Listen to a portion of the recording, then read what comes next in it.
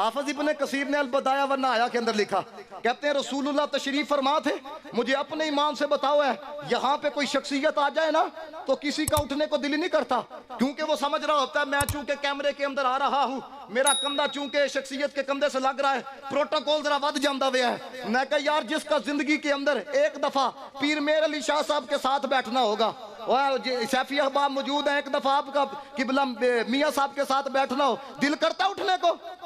حافظ ابن کثیر نے لکھا صدیق اکبر کا کندھا حضور کے کندھے سے لگ رہا تھا، رسول اللہ کے ساتھ صدیق اکبر بیٹھے ہوئے ہیں، کہتے ہیں اتنے کے اندر مولا کائنات حضرت علی المرتضیٰ شیر خدا رضی اللہ تعالیٰ عنہ وہ تشریف لائے، جناب محمد مصطفیٰ صحابہ کے چہروں کی طرف دیکھنے لگ پڑے، میرے علی کو جگہ کون دیتا ہے، میرے علی کے لیے مجلس کے اندر وسعت کون پیدا کرتا ہے؟ حضرت ابوبکر صدیق رضی اللہ تعالیٰ عنہ کی عظمت پہ قربان جائیں جنہوں نے اپنی چاہت کو مصطفیٰ کی چاہت پہ قربان کیا، اور جس نے اپنے رضا کو مصطفیٰ علیہ السلام کی رضا پہ قربان کیا۔ کس کا دل کرتا ہے یار وہ مدینے سے واپس آنے کو دل ہی نہیں کرتا؟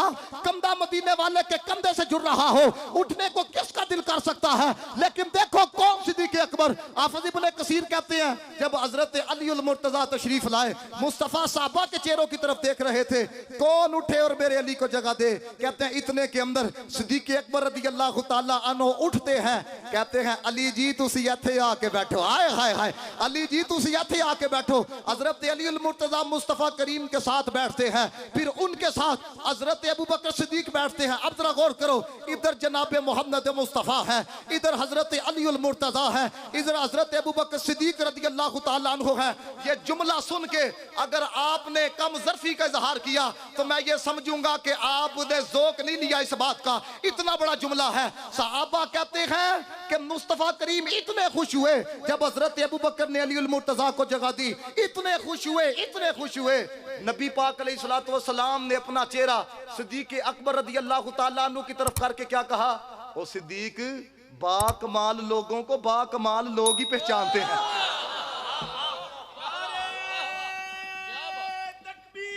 اللہ اکبر، یا رسول اللہ،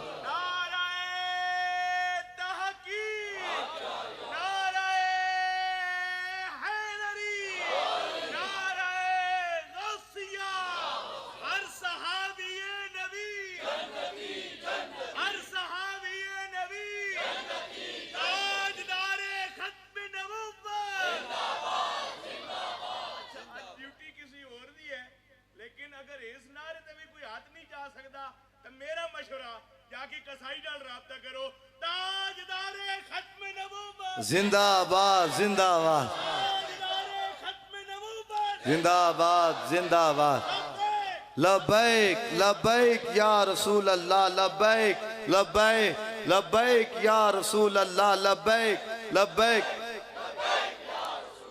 تو بات حضرت علی المرتضیٰ سے شروع ہوئی تھی ہے، اور میری ایک بات یاد رکھنا ہے، حضرت علی المرتضیٰ شیر خدا رضی اللہ تعالیٰ عنہ کا اپنا قول موجود ہے۔